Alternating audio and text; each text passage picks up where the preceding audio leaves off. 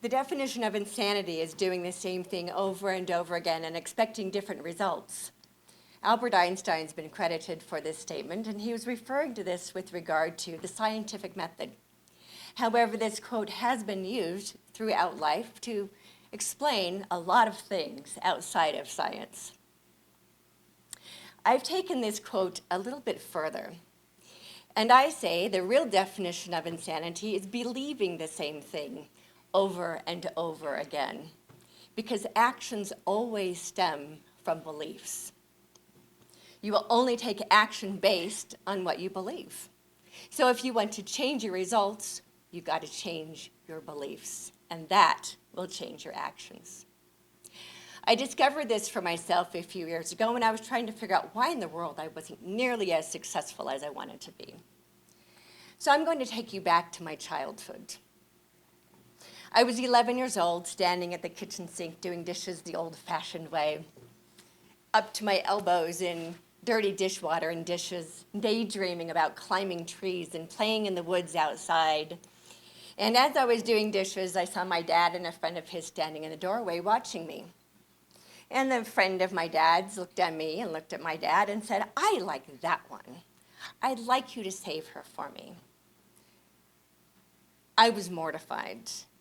My dad looked at his friend and patted him on the back and said, "Oh, I think that can be arranged." And they walked off.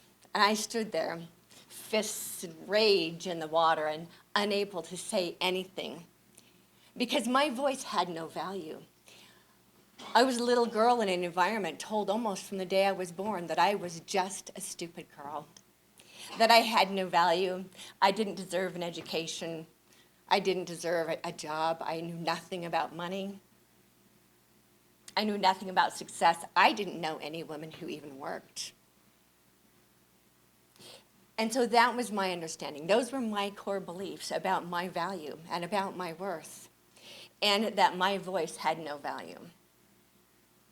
So fast forward another 5 years, and I find myself on the edge of a cliff.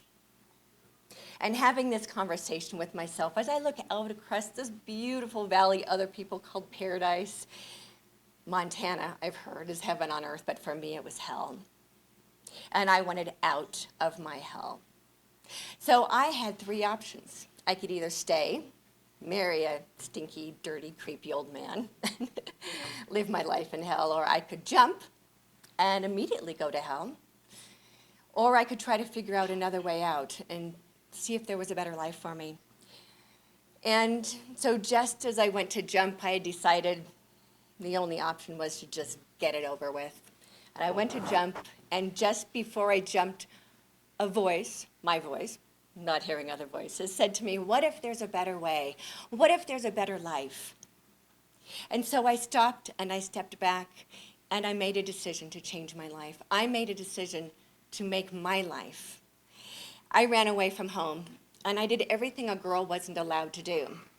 I got my GED. I put myself in college. I did not get married.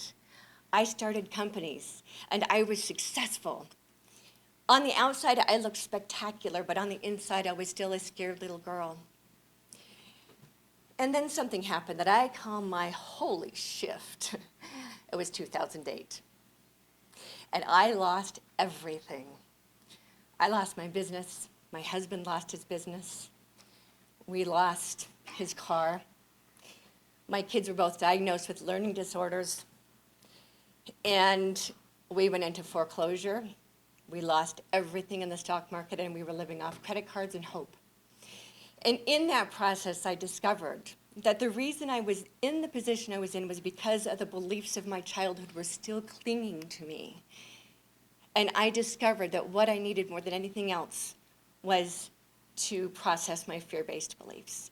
And among those were a big, long list of why I didn't deserve to have money.